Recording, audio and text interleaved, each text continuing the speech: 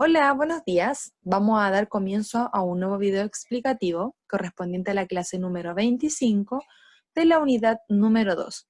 El objetivo de la clase de hoy va a ser leer y comprender un texto informativo identificando el problema que enfrenta el personaje.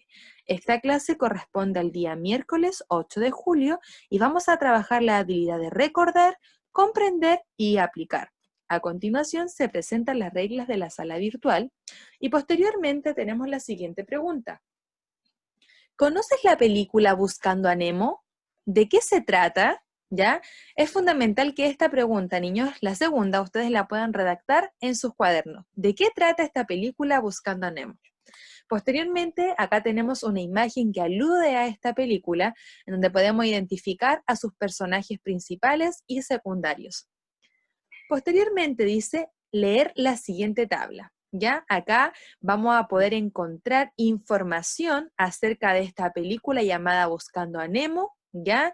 Vamos a poder ver y descubrir, niños, en qué año se produjo, como está acá, el título, el año, el director, el guión, la música, la productora, el género y la sinopsis, ¿ya? Recuerden que la sinopsis acá hace un pequeño resumen de lo que trata la película.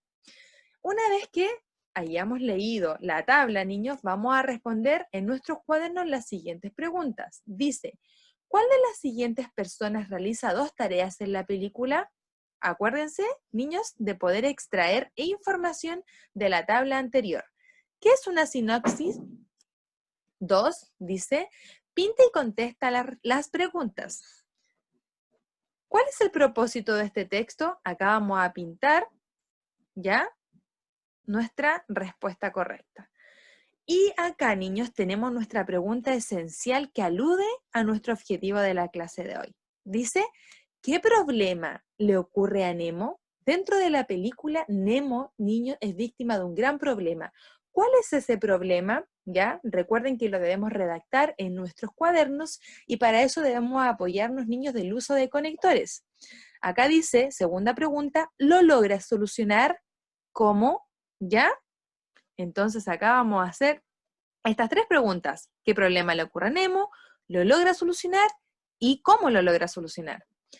Posteriormente, acá vamos a trabajar, niños, el uso de los adjetivos.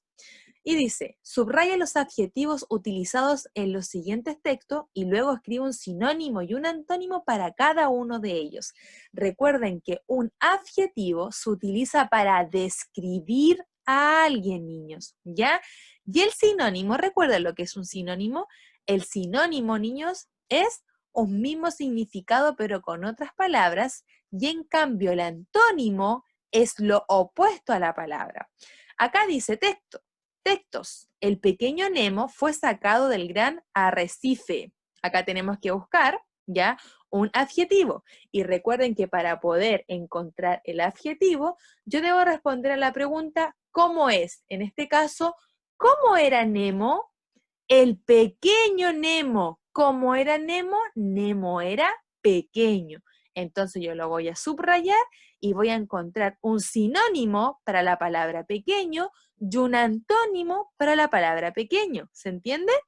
2. El tímido padre de Nemo se embarcará en una peligrosa aventura con Dory.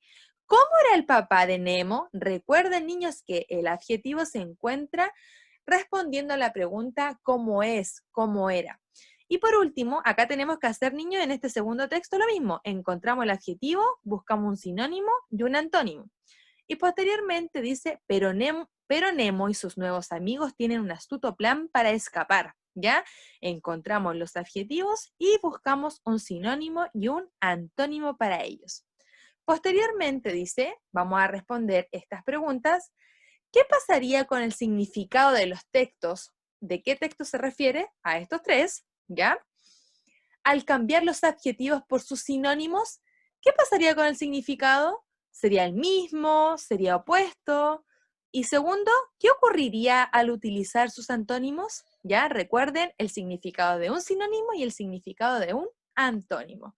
Y para finalizar, niños, vamos a responder estas preguntas en nuestros cuadernos para realizar una metacognición. ¿Qué aprendí? ¿Cómo lo aprendí? ¿Logré comprender el problema que enfrentaban los personajes? En este caso, ¿logró comprender el problema del personaje principal? ¿Sí o no? ¿Y cómo lo logró comprender? Los sigo felicitando, niños, por el trabajo y entusiasmo que están realizando en cada una de las clases. Y el mensaje es seguir cuidándose en casa junto a su familia. Les envío un gran abrazo a la distancia, niños, y a seguir cuidándose. Un beso.